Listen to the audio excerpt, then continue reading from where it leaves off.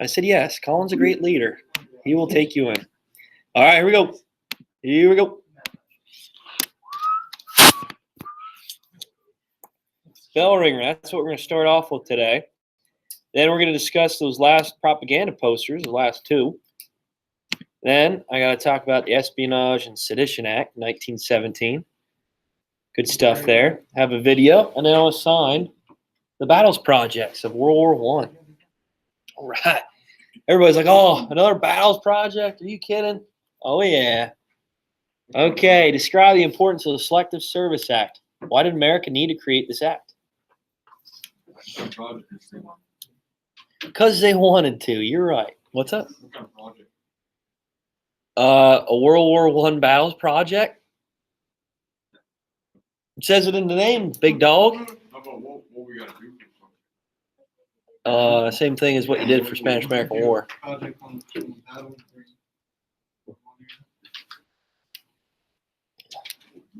We'll pick a battle and we'll go over it. I'm just going to go on the football field and run at each other. Yes, you could if you want to simulate it.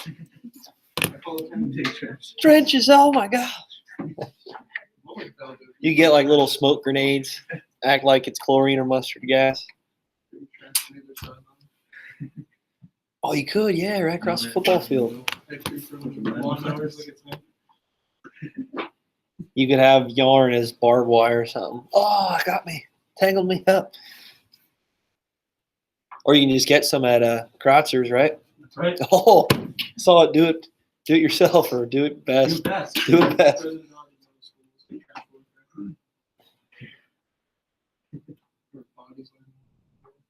Rooster, what's going on, man? What's your shirt of? Oh, cool. Cool. Nice. Nice. Real neat.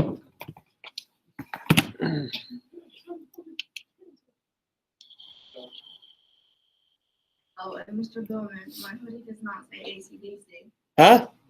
My hoodie says New York, LA. Oh, Yeah. cool. Cool. Everyone knows that. Yeah. Duh. What are you doing, man? You're late to the party. Yeah.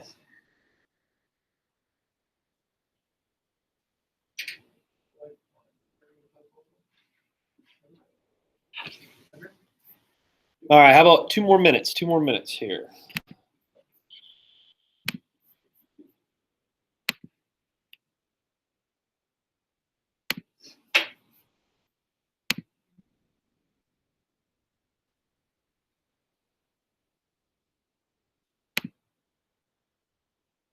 When's the project due?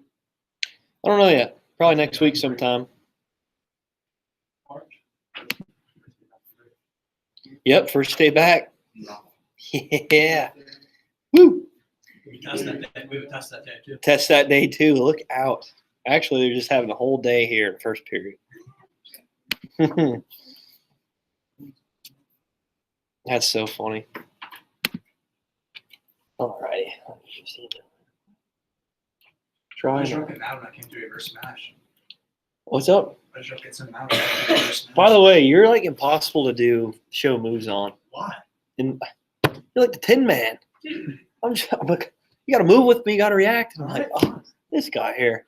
I'm going to have to ask Dylan to come up now. Dylan's worse than me. He is. There's really no good person there in that big man group. I'll move with you. Maybe Peyton. All right. Describe the importance of the Selective Service Act. Why did America need to create this act? Here we go. What do we got? What do we got? So let's start off. The United States military. Start of World War I. Navy, we're up there, right? Third largest. But then what about with land military? Cody? Very small. Yeah, really small. Okay, so we need a participation. We need a lot of members to join. And who specifically did the United States target with this Selective Service Act? Colin? 18 and 25-year-old men. Yeah, good job. 18 to 25-year-old men. Okay, good job.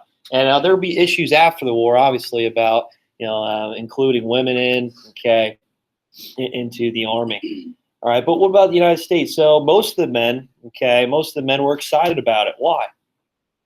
Why are they excited to get drafted into this war? Chris? I never really experienced something like that. And just look forward to it. Yeah, good job, good job. They're gung ho about it. They're all ready to go. They're excited for the opportunity to fight in this war in Europe, but they have no idea the experience of World War One, the trench warfare, the new types of weaponry, technology. They have no clue, and we'll talk about that next week of what actually happens with these soldiers when they go across and fight in Europe. It's going to be a huge shock to them. Okay, they never really understood what type of war, how it transitioned since the Spanish-American War. Okay. Spanish-American War only lasted 6 months. Okay, very limited casualties and deaths. So with that, they called it a splendid little war for a reason. And they thought it was like a game. Let's go over there, have some fun. Let's show the rest of the European countries what we got, how dominant we are here in America. Right, America, we're the best. We're the best.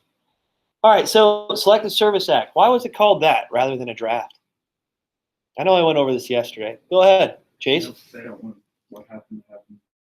What happened that happened in the Civil War that happened against them. Yeah, what happened in the Civil War? They all protested. Yeah, good job. There's a lot of draft riots, okay? Specifically in New York City. This was a huge riot, a huge protest to the point where buildings were destroyed. They actually had to call up naval ships from the South that were fighting during the Civil War to try to stop this protest, to stop this rebellion, because many people were outlashing against the government. And this turned into a bunch of different types of gangs in New York. Okay, you guys ever see the movie Gangs in New York? Oh, it's an awesome movie. It's an awesome movie. So with that, there's a bunch of gangs that revolted, immigrant groups, okay, all clashing together over these draft riots. And a lot of immigrant groups, people that were coming from Europe, right when they got off the boat, there was a recruiter from the United States, okay, the Union, the North. They handed him a gun. They said, hey, there's a boat over there. Get on there. You're going to go down south and fight in the Civil War against the Confederates. And these immigrant groups were like, what? We don't even know what's going on here. Okay, we don't know what type of war is going on. We just know that we're just seeking a new opportunity, but right away, just put back on a boat to fight in the South. Okay, so there's a lot of turmoil over that still, okay, 50 years after the fact.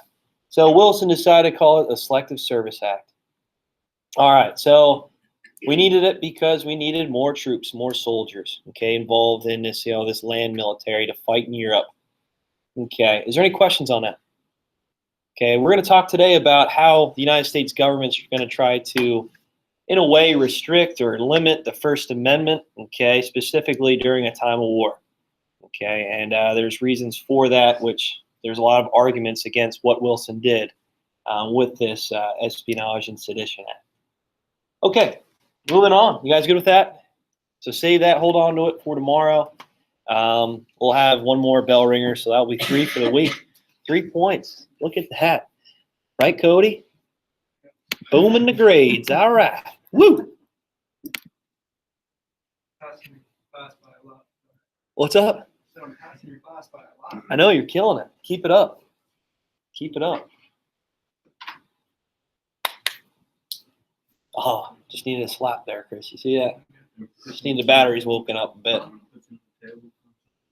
There it is. Do that with the remote too. Huh? Do that with the remote too at home. Yeah. No, actually, I just chuck it off the wall. It's like a boomerang comes back, and then just like Thor's hammer. Oh. All right, here you go. 2 terms today. David Lloyd George and Georges Clemenceau. There you go. There you go. Just those 2 terms today. They'll be on the test, quiz, whatever. Usually I have a quiz, but you know what? We'll just save it till the end of the chapter. How about that? We just did the math quiz. We'll just wait to. And you're feeling generous this week, aren't you? What's up? And you're feeling generous this week, aren't you? I know, right? Wait till next week, Monday. Look out. You're going to have a quiz and a test, and then your presentation. I'm kidding. I'm kidding. Don't worry about that. Huh? You don't got school Monday. Tuesday. There you go. How about we do it Monday when we don't have school? Online. Yep. Really getting after it. Is that LL? Huh? Is that Yes, Lloyd? LL. LL. Lloyd, like Lloyd Christmas. Little Lloyd. From Dumb and Dumber. G'day, mate. Put it on a shrimp on the barbie. All right.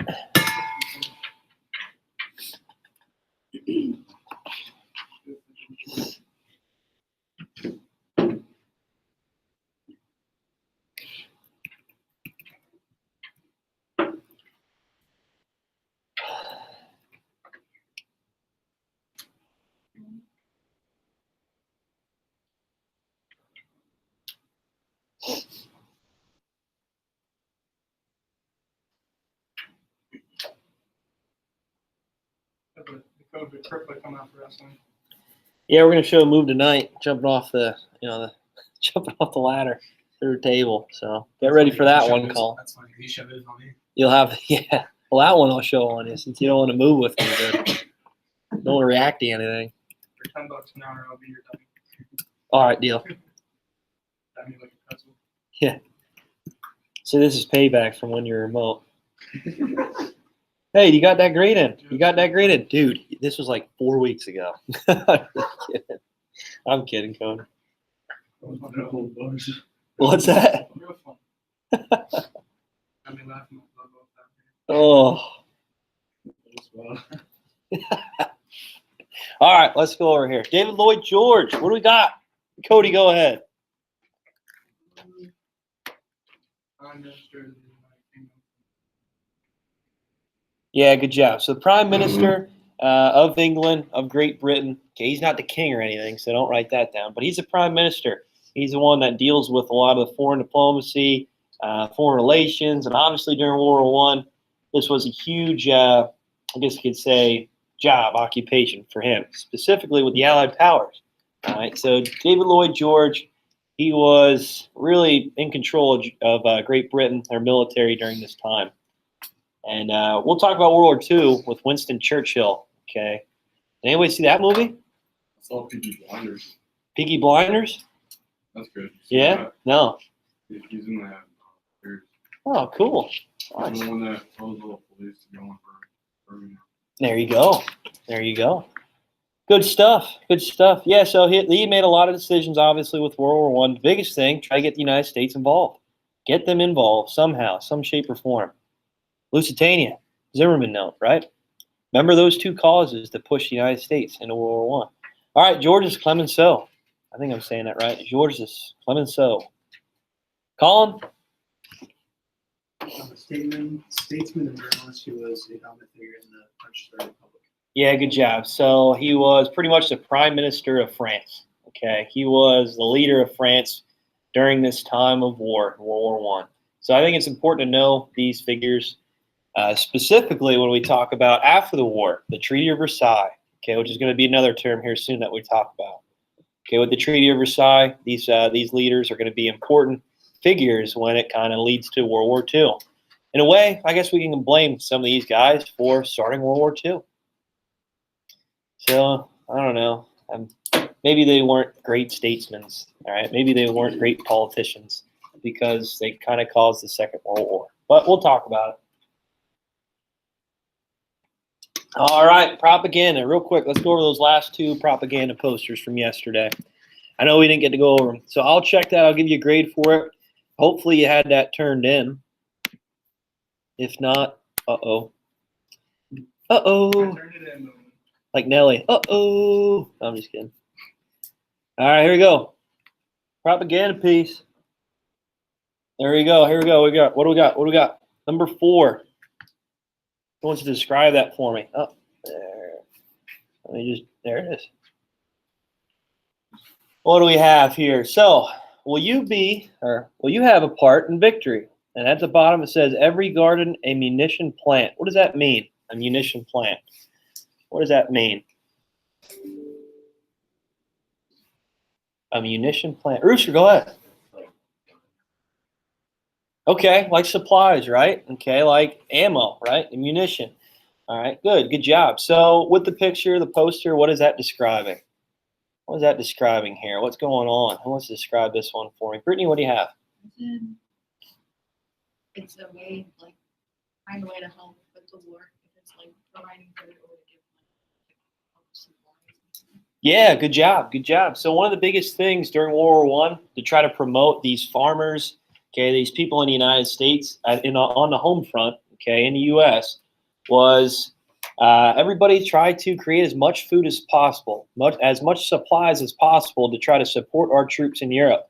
And they called them victory gardens. All right, make sure you guys write that down. I'll probably be on the test. So victory gardens, obviously, like we're going to grow as much food as possible for victory in Europe. Okay, all these farmers are pushed to grow as much crops, products in order to try to win in Europe. And this is going to be a cause to the depression after World War I. right? We're going to have so much an oversupply of products. What's that going to do to the marketplace? What's that going to do to prices? Raise it.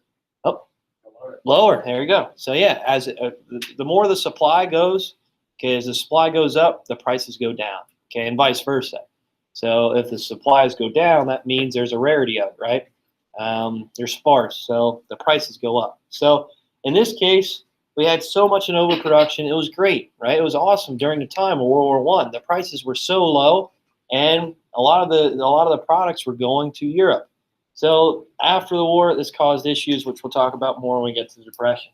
Yeah, so we have like Lady Liberty here with the American flag on her dress, right?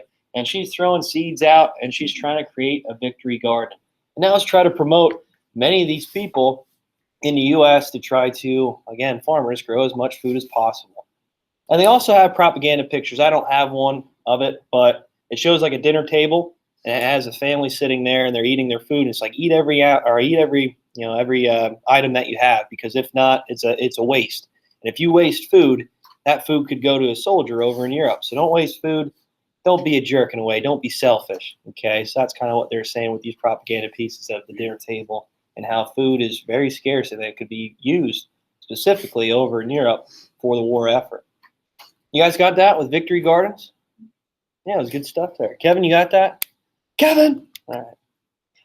Next one, last one here. This is going to go along today with what we're going to talk about. What do we have for this one? Propaganda picture number 5. Haley, what do you got? Clear.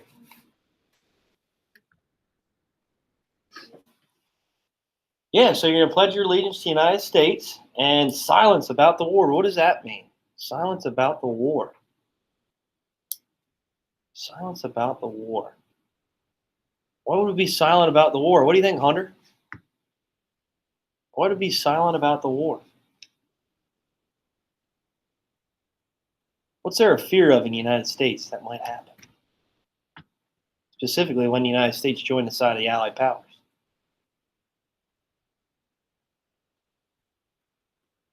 What do you think, Chase? You don't know? Come on, man. What's that? I wasn't sure about this. You didn't know this one? Brewster? Don't know? Anybody want to guess? Haley, go ahead. What's that? The government? Okay. What was the government trying to do to the people? She said No, I- rebellions. Huh? She said rebellions. Oh my gosh, I couldn't hear you. Sorry about that. Yeah, rebellions. Okay, why? Why would there maybe be rebellions or revolts?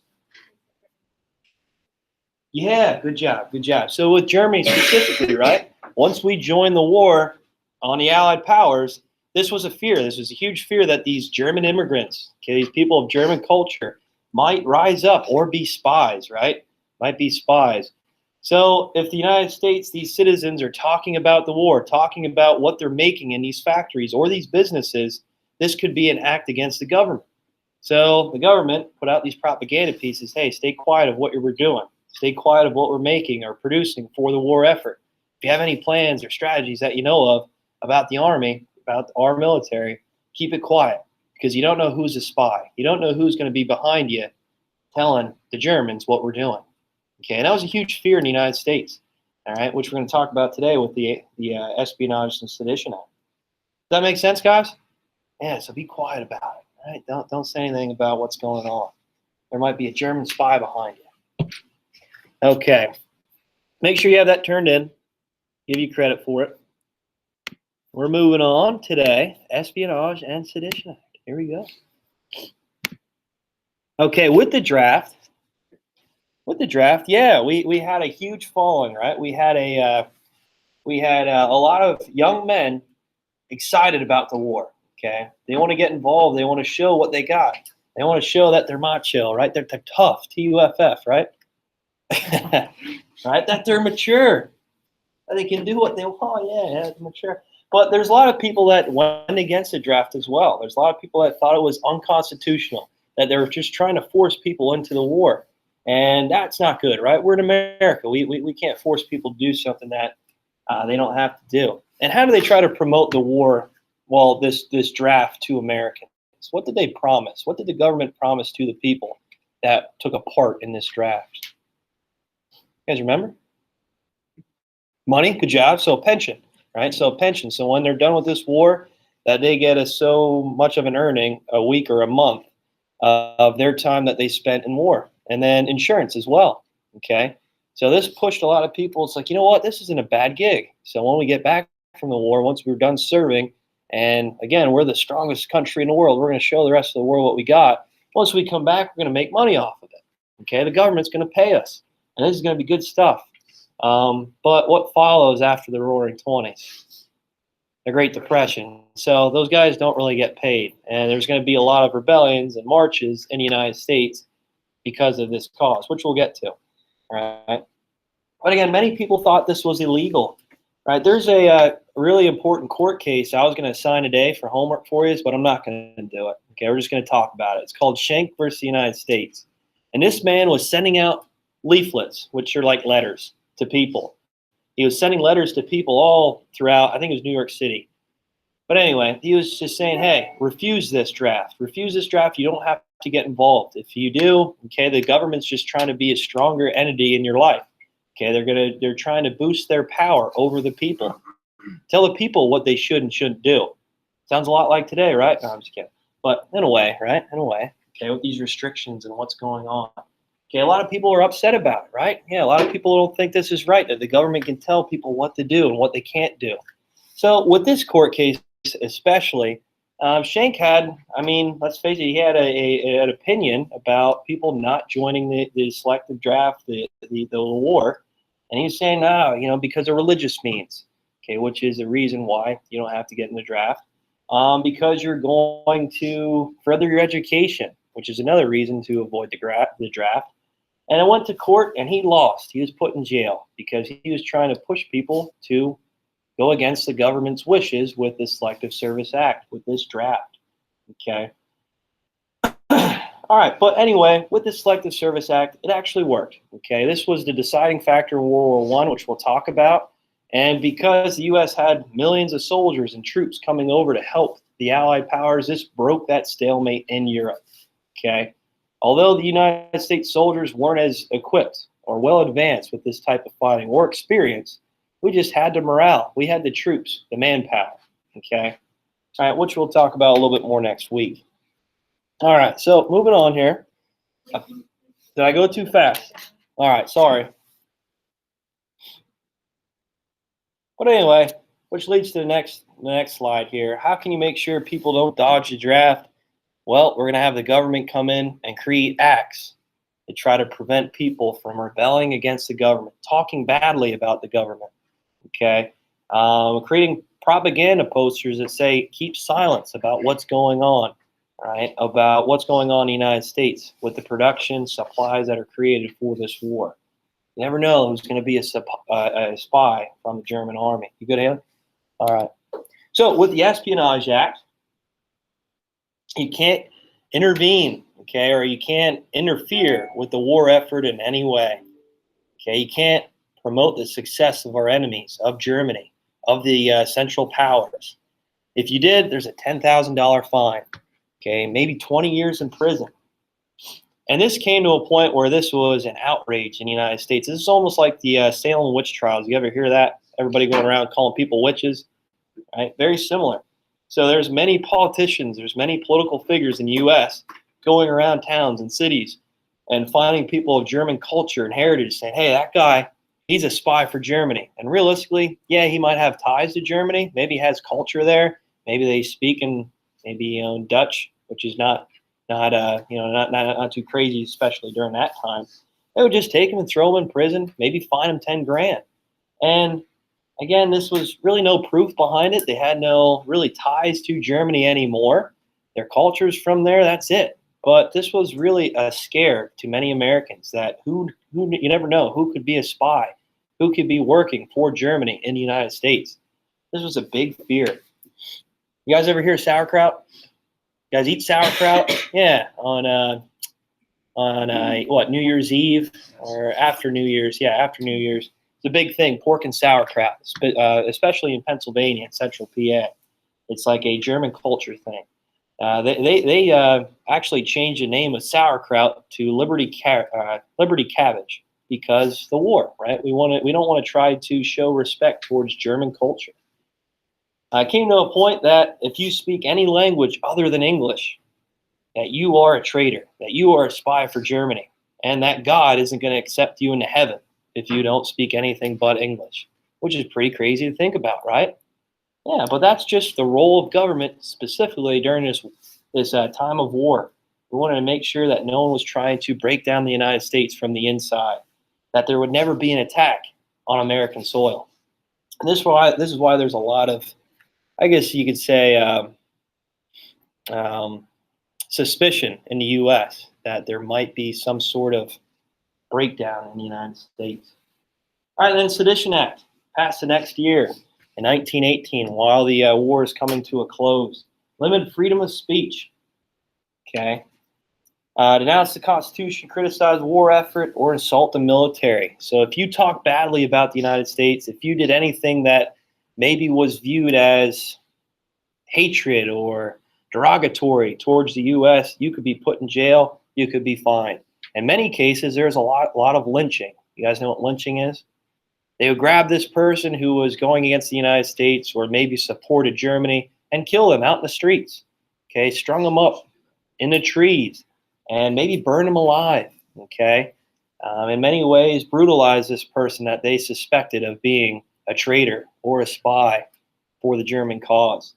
And this just really kind of got out of hand, right? They were just viewing people as traitors, as spies, when realistically, they weren't, okay? And it was like if, let's just say, you had a problem, I had a problem with Cody or something, which I don't, right? Let's say if I'd had a problem with Cody, I go to his house, I tell some of the cops around town, hey, I saw him talking German. He was sympathizing to the German cause. Really? Is that what he did? Yeah, well, let's go beat him up. Yeah. All right, let's make an example out of this guy.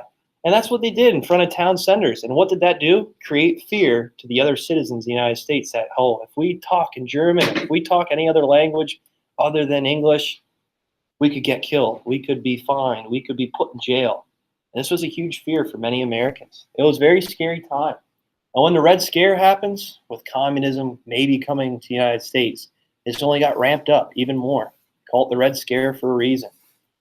Literally, witch trials, pretty much. People falsely accusing people of being communists or German sympathizers. All right, is there any questions on that?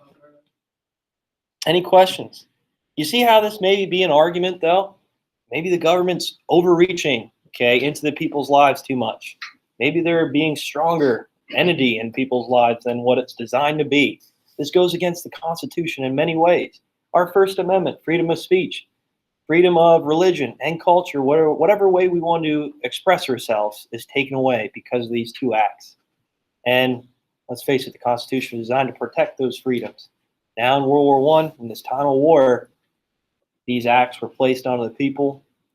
And in many ways, people are resembling what's going on right now with COVID-19 to the Espionage Sedition Act, right? Be careful. The government's in your life. We're shutting down bars at 3 to 5 p.m. We're restricting what you can do. We're going remote, right? You're staying at home orders, things like that. Okay. Is there any questions on that? You good? See the resemblance, how government may be being more influence in people's lives then and now? Okay. I got a short video for you. Well, before I do that, I want to explain the battles projects, and I'll show you the video, so I don't have to stop the recording. And again, this isn't due tomorrow. This isn't due beginning of next week. I'm thinking maybe the end of next week. The end of next week. All right, so the battles projects. All right, so very similar to what we saw with the Spanish-American War. Same thing pretty much. So where and when the battle took place, what led to the battle, conditions of the battle. So obviously a lot of these things will be trench warfare, but some of them may be an aerial strike, a dogfight. Maybe it's fighting out in the open waters, okay, with submarines, U-boats, who knows. So make sure you take note of that. The weather, was it rainy? Was it hot? What was going on?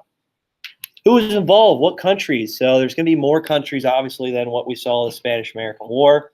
We could have the United States, Canadian forces, which is part of Great Britain, French, Ottoman Empire, wherever it's at, depending, obviously. Types of weapons used. So again, depending where your battle is taking place, there could be a difference of weapons.